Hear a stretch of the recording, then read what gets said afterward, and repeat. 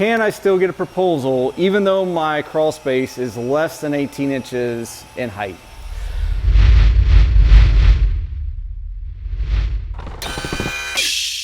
Yeah, so we can definitely provide, a proposal and, perform an inspection. However, there are still going to be some stipulations, as far as getting that done for you. So we are going to need to make sure that the subfloor is removed. That way we can have proper access to not only inspect, but to perform the work when the time comes. Yep, and like Alex was saying, it's going to cost a whole lot more money just because of the amount of time and effort to remove a subfloor and whatever's on top of that subfloor. So if you got nice hardwood floors or tile or things like that, you got to take that in consideration as well as far as costs go.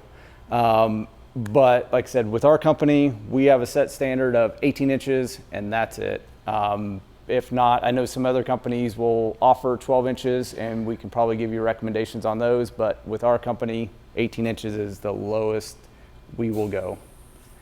All right, Alex, appreciate it. And thank you for joining us on another episode of You Ask, We Answer.